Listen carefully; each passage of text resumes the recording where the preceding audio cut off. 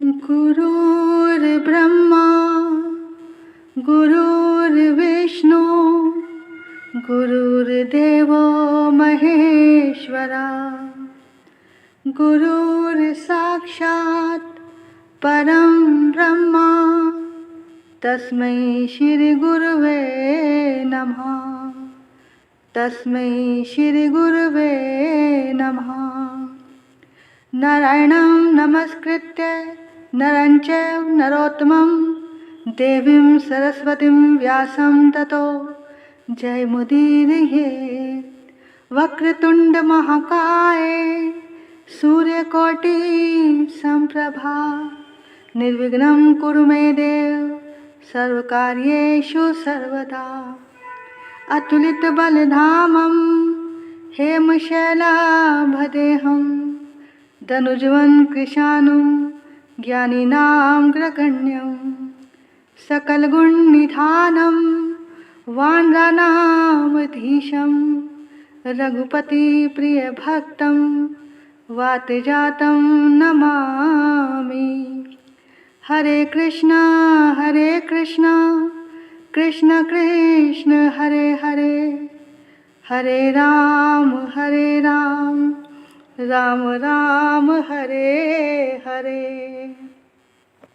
श्री राधा मेरी स्वामिनी मैं राधा जी को दास। जन्म जन्म मोहे दीजिए श्री वृंदावन वास। जन्म जन्म मोहे दीजिए श्री वृंदावन वास। सर्वमंगल मांगले शिवे सर्वार्थ साधिके शरण्ये त्र्यंबके गौरी नारायणी नमोस्तुते नारायणी नमो। आइए सभी लोग मिलकर माँ की प्रार्थना करेंगे। माँ जगदम्बे तुम हो जगत जननी मैया, ये मेरे भी कष्ट निवारो तो जानू। दुनिया की बिगड़ी बनाई है तूने, ये मेरी भी बिगड़ी सवारो तो जानू। नाश किए दैत्य देवों के कारण मेरे भी शत्रु ये टारो तो जानू। पार किए भव सिंधु से लाखों मुझको भी पार उतारो तो जानू। न बुद्धि न बल ना ही भक्ति है मुझ में, यंत्र या मंत्र व तंत्र नाए। पूत कपूत चमन है भो तेरे, माता कुमाता कभी ना कहलाए। मेरी ढिठाई पे ध्यान न दीजो, किसको कहूँ अपना दुखड़ा सुना के। अपने ही नाम की लाज रखो, वरदाती ने खाली फिर उधर पे आके। पुत्र की परम स्नेही है माता, वेदों पुराणों ने समझाया गा के। आया शरण में तुम्हारी भवानी, बैठा तेरे दर पे धूनी रमा के। तुम ही कहो छोड़ माता के दर को, किससे कहूँ अपनी विपदा सुनाए। पूत कपूत चमन है वो तेरे, माता कुमाता कभी ना कहलाए। गोदी बिठाओ या चरनी लगाओ, तुझे शक्ति भक्ति का वरदान चाहिए। पतित हूँ तो क्या फिर भी बालक हूँ तेरा, कपूत कभी माता को ध्यान चाहिए। खाली पिराना भंडारे से कोई तो करना हमारा भी कल्याण चाहिए। जगत रूठे तो मुझको चिंता नहीं है, तुझे मैया होना मेहरबान चाहिए। तुम्हारे भरोसे पे ही जगत जननी, श्लोकों का ये अर्थ नादान गाए। पूत कपूत चमन है वो तेरे, माता कुमाता कभी ना कहलाए। माता कुमाता कभी ना कहलाए। बोल साचे दरबार की जय। सभी प्रभु प्रेमियों को वृंदावन से मुझ कृष्ण प्रिया की ओर से राधे राधे, राधे राधे। सभी के हृदय में बसने वाले उस परमात्मा को मेरा प्रणाम वंदन। इस वृंदावन धाम को मेरा प्रणाम, रज महारानी को मेरा प्रणाम, सभी संतन भक्तन रसिकन को मेरा प्रणाम, चराचर में बसने वाले परमात्मा को मेरा प्रणाम।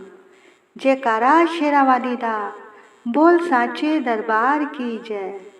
सद्गुरुदेव महाराज की जय, देवी भागवत जी की जय और कथा श्रवण करने वाले सभी भक्तों की जय। आइए अब हम कथा में प्रवेश करते हैं। जो सबका पालन करती है और जो सब पर अपने आंचल की छाँव करती है, जो सबको समेटकर अपने में मिला लेती है, ऐसी महाशक्ति की आराधना करने के लिए हम और आप सब बैठे हैं। क्योंकि सबको ही शक्ति की आवश्यकता है। युवा वृद्ध बच्चे सभी को शक्ति चाहिए। इस शक्ति को पाने के लिए सब इस कथा में बैठेंगे। सबसे बड़ी बात ये है कि ये कथा आप वृंदावन प्रेम की भूमि से सुन रहे हैं। तो भैया यहाँ पर सभी लोग प्रेमी बनकर बैठेंगे, क्योंकि भैया जहाँ सरलता और वाणी में मिठास है, प्रेम है, वहीं पर ठाकुर जी है और वहीं सर्वशक्ति का वास होता है। देखो, जिन घरों में सब लोग आपस में प्यार से रहते हैं, वहीं माँ लक्ष्मी और माँ भगवती सदैव निवास करती है। सारे ब्रह्मांड को चलाने वाली वो महाशक्ति ही है। देवी भागवत कहती है, इस आनंद को प्राप्त करने के लिए माँ भगवती की शरण में जाओ। देवी का साक्षात स्वरूप ही देवी भागवत पुराण है। तो आइए हम भी माँ की शरण में चलते हैं और उनसे प्रार्थना करते हैं। हम गरीबों की मात, तुम सहारे रहो।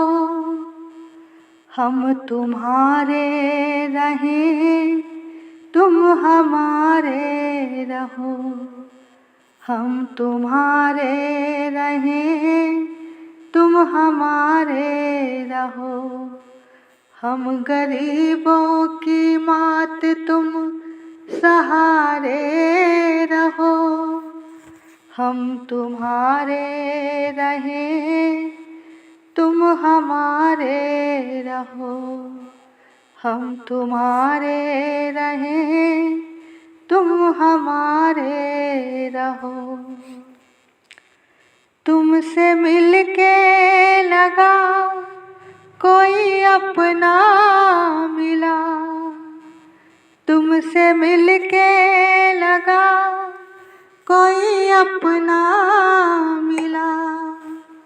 मात जीने का हमको बहाना मिला।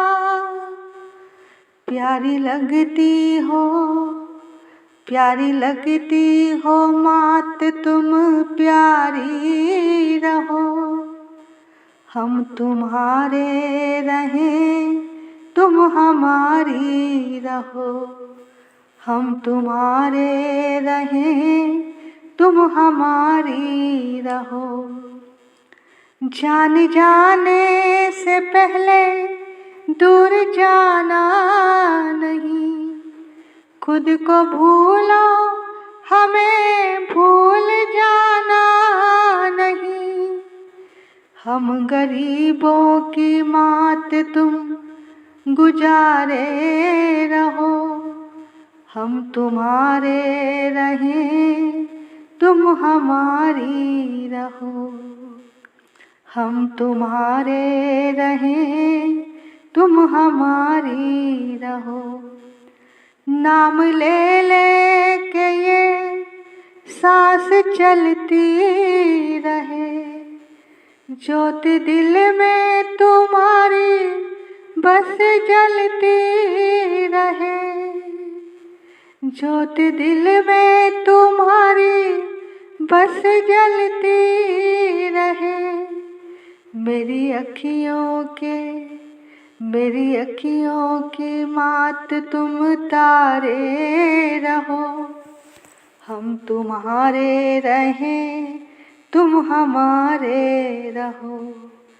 हम दीवानों से इतना तो वादा करो, तुम मिलो ना मिलो पर इरादा करो। दिल में मैया जी डेरा डारे रहो। हम तुम्हारे रहें, तुम हमारे रहो। हम तुम्हारे रहें, तुम हमारे रहो। हम गरीबों की मात, तुम सहारे रहो। हम तुम्हारे रहें, तुम हमारी रहो। हम तुम्हारे रहें, तुम हमारी रहो। शेरा वाली सहारा तेरा है, मेहरा वाली सहारा तेरा है। शेरा वाली सहारा तेरा है, मेरा वाली सहारा तेरा है। मेरा और सहारा कोई नहीं, मेरा और सहारा कोई नहीं। मेरी मात सहारा तेरा है, मेहरा वाली सहारा तेरा है। अम्बे मात सहारा तेरा है, शेरा वाली सहारा तेरा है। मेरा वाली सहारा तेरा है। अम्बे मात सहारा तेरा है।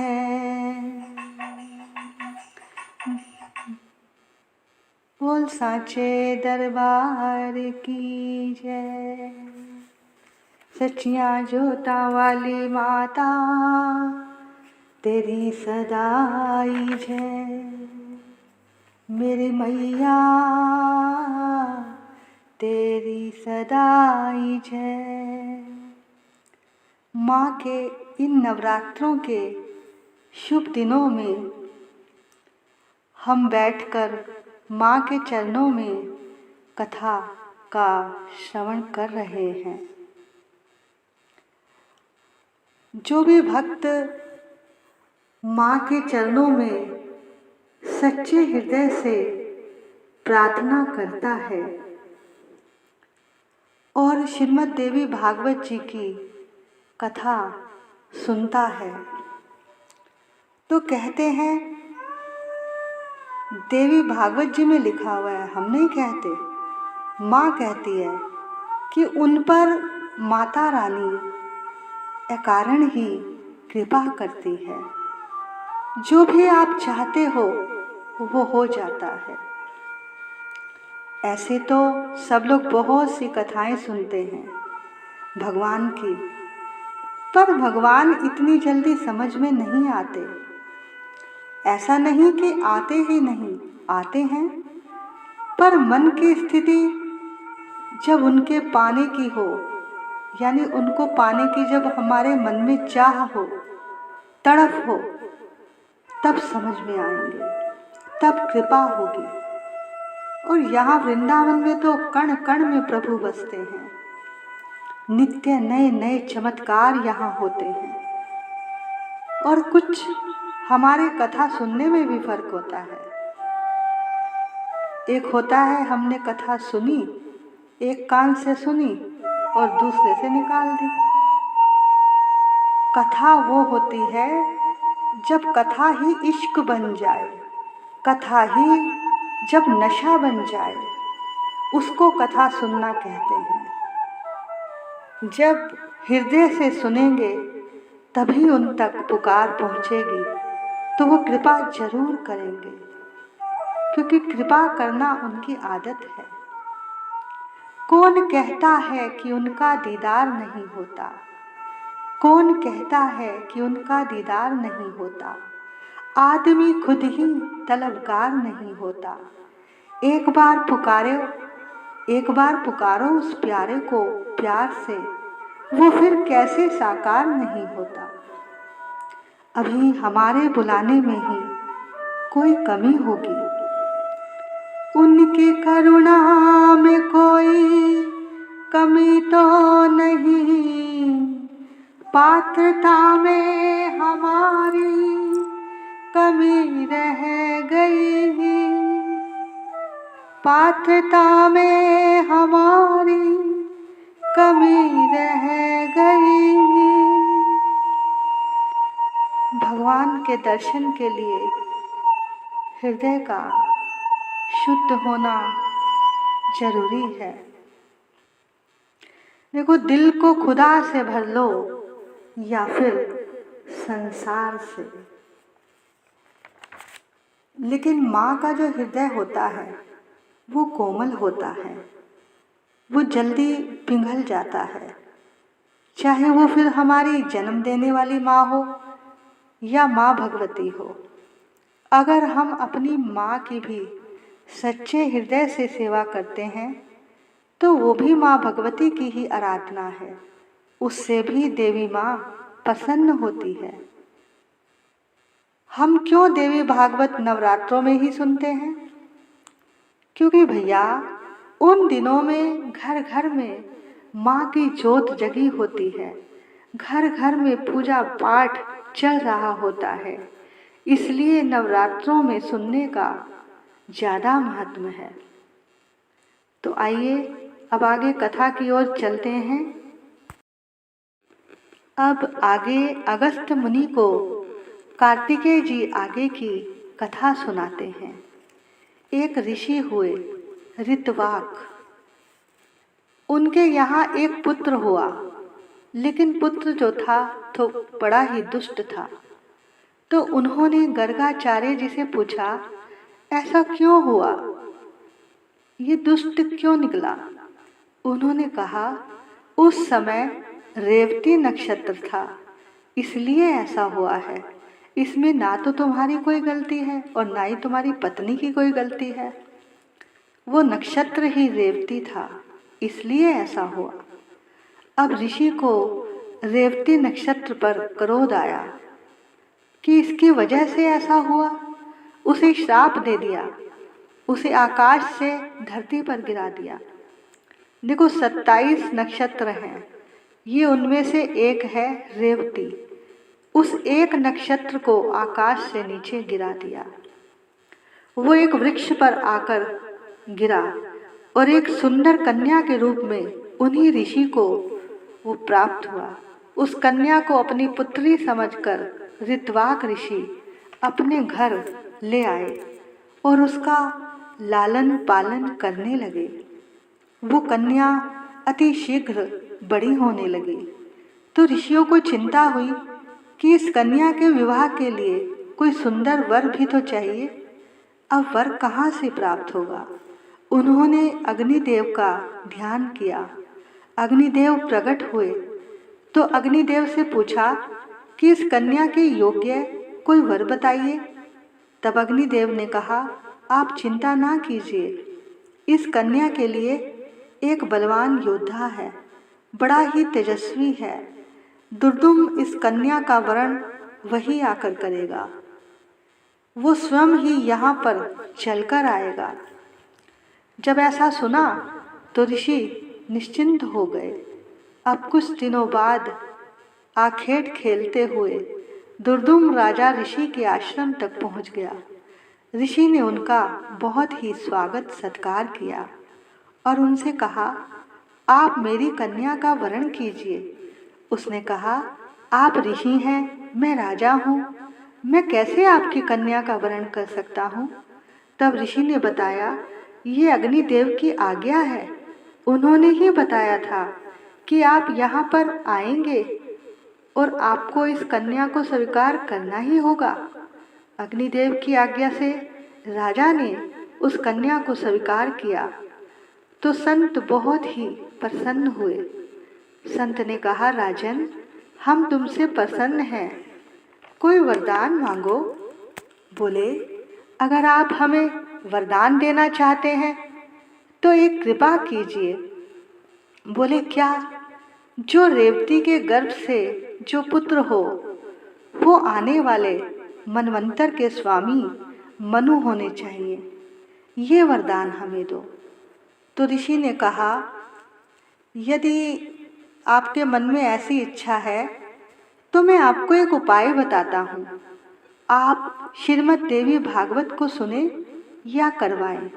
जब आप ऐसा करेंगे तो निश्चित रूप से ही आपकी जो भावना है वो अवश्य पूर्ण होगी। तो वो दोनों राजा रानी अपने महल में आ गए। महल में जाकर उन्होंने सुंदर देवी भागवत की कथा रखवाई, कन्याओं को पूजन किया, उन्हें भोजन कराया। उस समय लोमस ऋषि उस कथा के वक्ता थे। जब लोमस ऋषि द्वारा उस कथा को संपन्न किया, फिर कन्या पूजन किया, देवी कृपा से वो रानी गर्भवती हुई। उसने कुछ समय बाद एक सुंदर पुत्र को जन्म दिया। देवी के आदेश अनुसार ब्रह्मा जी ने उस बालक के बड़े होने पर उसे 5वें मनवंतर का अधिपति रेवत को बना दिया मनु। ये देवी भागवत कराने का फल उन दोनों को प्राप्त हुआ। बोल सांचे दरबार की जय। अगस्त मुनि इस देवी महिमा को सुनकर बड़े प्रसन्न हुए और अपने आश्रम में चले गए। श्रीमद् देवी भागवत सबसे उत्तम और पावन पुराण माना जाता है। तभी ऋषियों ने पूछा, पुराणों की रचना करने वाले वेद व्यास जी का परिचय तो बताइए। तो कहने लगे, एक बार वेद व्यास जी महाराज अपने बद्रिक आश्रम में बैठे हुए थे। उन्होंने सामने एक दृश्य देखा। 2 गोरैया यानी दो चिड़िया उन्हें दिखाई दी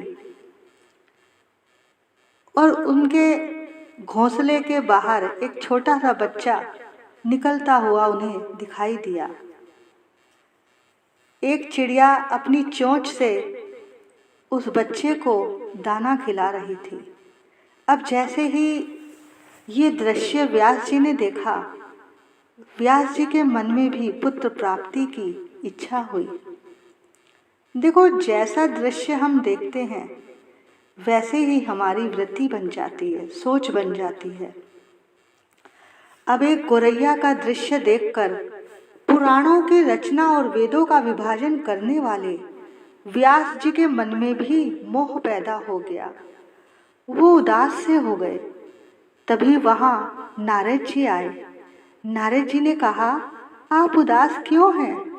बोले, पुत्र नहीं है।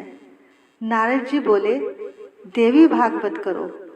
तब उन्होंने देवी भागवत की तो उनके यहाँ महाभागवत सुखदेव जी हुए। बोलो सुखदेव जी महाराज की जय।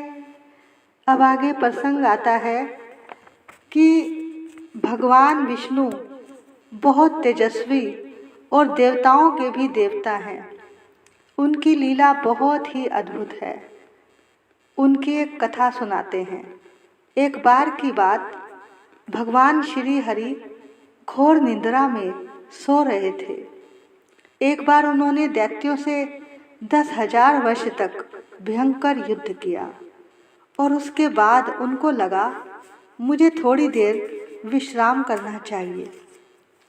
वो अपने बैकुंठ में गए। उन्होंने क्या किया, धनुष को अपने सिरहाने लगाकर वो सो गए।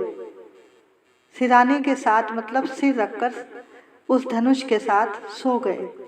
उसी समय देवताओं के मन में यज्ञ करने की आई।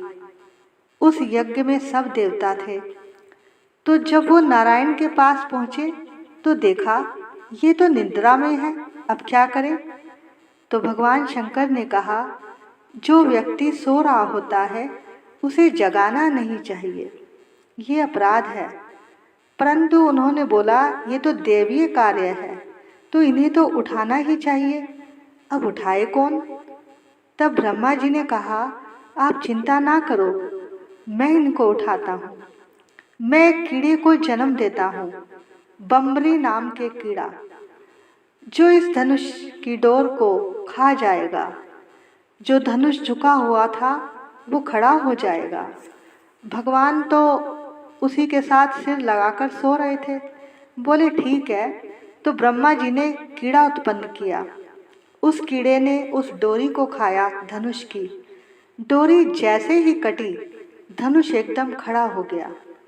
अब भगवान का सिर उस पर टिका हुआ था। अचानक से वहाँ पर अंधकार ही अंधकार हो गया। अब जब कुछ समय बाद अंधकार हटा तो बड़ा भयानक दृश्य था। बोले भगवान का विग्रह जो था वो शरीर के बिना था। वो अचेत पड़े हुए थे। उनका सिर नहीं था, बस धड़ ही पड़ा हुआ था। ये देखकर सारे देवता घबरा गए। ये कैसी लीला हो गई? ये तो कभी हमने सोचा भी नहीं था कि इस जगत की देखभाल करने वाले के साथ ऐसा हो जाएगा। अब जगत की देखभाल कौन करेगा? तब ब्रह्मा जी ने कहा, आप सब देवी का ध्यान करो। वेदों ने उनकी स्तुति की। तब देवी प्रसन्न हो गई। तब एक आकाशवाणी हुई, तुम्हें चिंता करने की जरूरत नहीं है। इनके सिर धड़ से अलग होने के 2 कारण हैं। तो माँ भगवती बता रही है, एक बार क्षीर सागर में ये शेष शैया पर सोए हुए थे तो लक्ष्मी जी इनके चरण दबा रही थी। अचानक भगवान लक्ष्मी जी को देखकर मुस्कुरा दिए। तो लक्ष्मी जी ने सोचा ये मेरा उपहास कर रहे हैं, मैं इनके जितनी सुंदर नहीं हूँ ना, इसलिए ये मेरा उपहास कर रहे हैं। उनको क्रोध आ गया लक्ष्मी जी को। उन्होंने कहा, जाओ, तुम्हारा सिर धड़ से अलग गिर जाए, तुमने हमारा उपहास किया है। तो देवी माँ कहती है, हे देवताओं, लक्ष्मी जी के उसी शब्द को पूरा करने के लिए नारायण की ये स्थिति हुई। देखो, पर आप चिंता ना करो। दूसरा कारण यह है कि एक राक्षस हैग्रीव ने मेरी 1000 वर्ष तक तपस्या की। मैं उसके पास गई, उससे कहा वरदान मांगो। तो उस हैग्रीव ने कहा कि माता, आप कृपा करके मुझे ये वरदान दो कि मुझे इस पृथ्वी पर कोई ना मार सके। देवी ने कहा, जो जन्म लेता है मरना तो उसे है ही, और ये निश्चित है, तय है, तुम्हें भी मरना ही होगा। तुम कोई और वरदान मांग लो।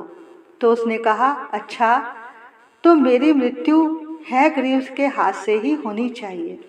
अब हैग्रीव का मतलब है घोड़े का सिर, मतलब जिसका घोड़े का सिर हो। तो फिर उन्होंने कहा कि कोई और देवी देवता भी मुझे मार ना सके। देवी ने कहा, तथास्तु।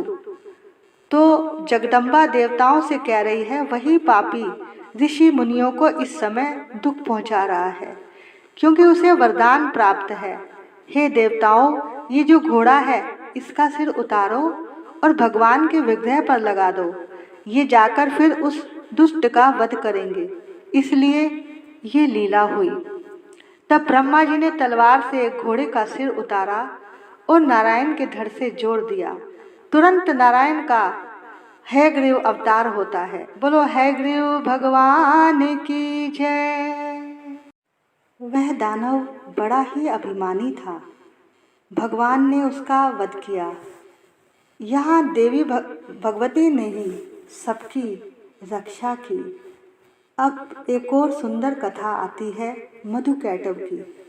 भगवान क्षीर सागर में शयन कर रहे थे आराम से शेष शैया पे वो, असुर मधुकैटभ वहाँ प्रगटे दो।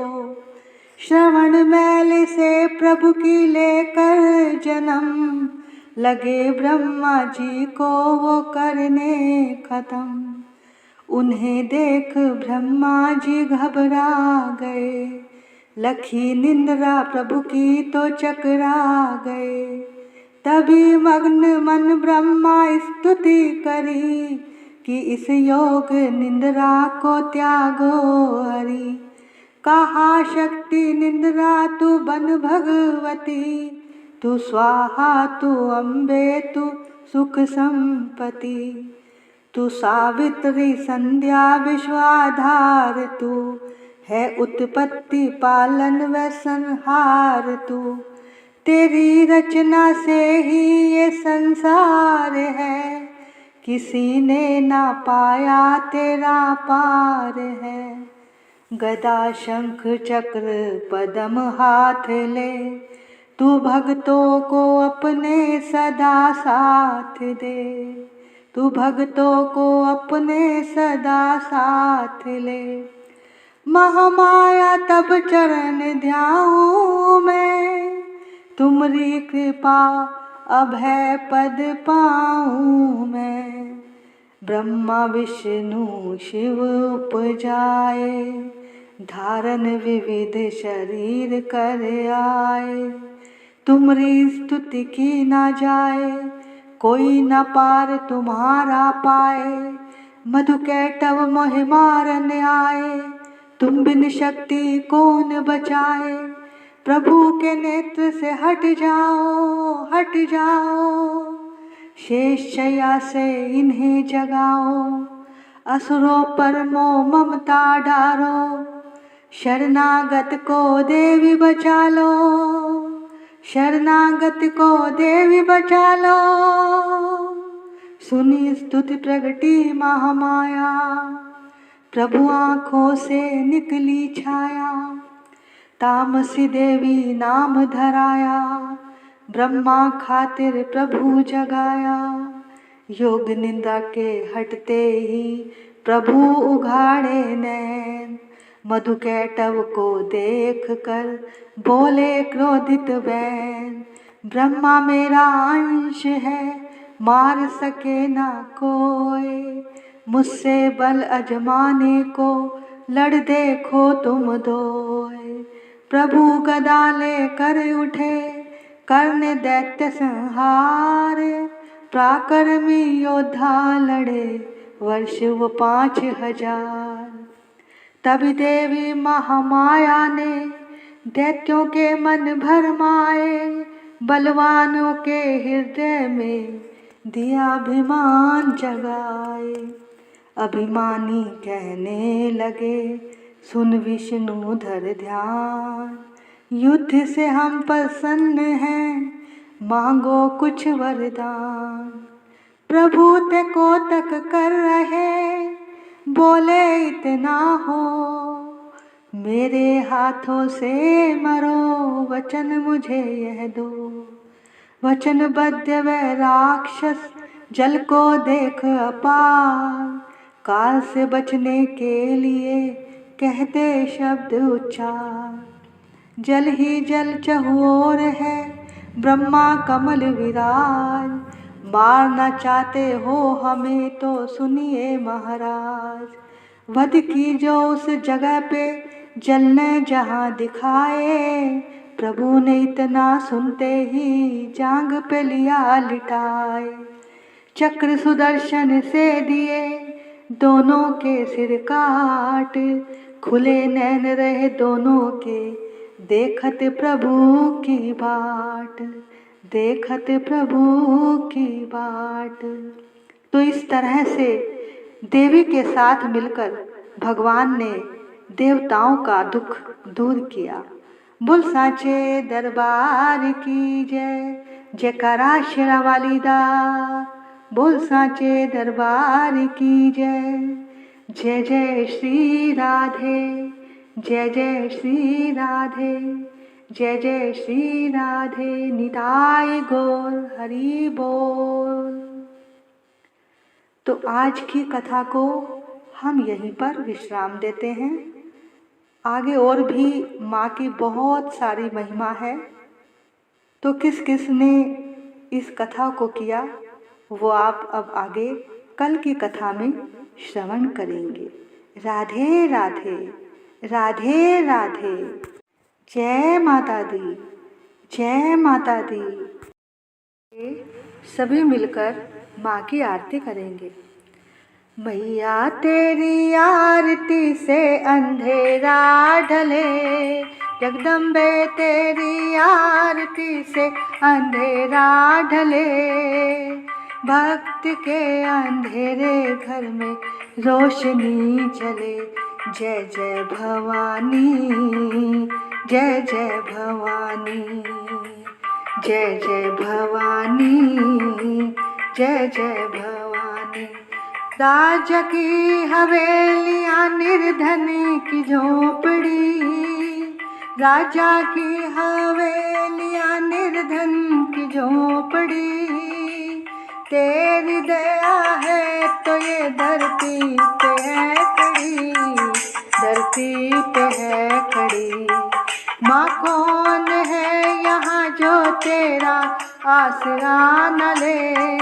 माँ कौन है यहाँ जो तेरा आसरा न ले। भक्त के अंधेरे घर में रोशनी जले। जय जय भवानी। जय जय भवानी। मैया तेरी आरती से अंधेरा ढले। जगदम्बे तेरी आरती से अंधेरा ढले। भक्त के अंधेरे घर में रोशनी जले। जय जय भवानी। जय जय भवानी। जय जय भवानी। जय जय भवानी। आरती उतारे तेरी सुबह शाम को। आरती उतारे तेरी सुबह शाम को। पा गए हम तुझ में मैया चारों धाम को। चारों धाम को। माँ जो तुझे पुकारे उसे पाप ना चले। माँ जो तुझे पुकारे उसे पाप ना चले। भक्त के अंधेरे घर में रोशनी जले। जय जय भवानी, जय जय भवानी। मैया तेरी आरती से अंधेरा ढले। जगदम्बे तेरी आरती से अंधेरा ढले। भक्त के अंधेरे घर में रोशनी जले। जय जय भवानी, जय जय भवानी, जय जय भवानी, जय जय भवानी। जयकारा शेरा वाली दा, बोल साचे दरबार की जय।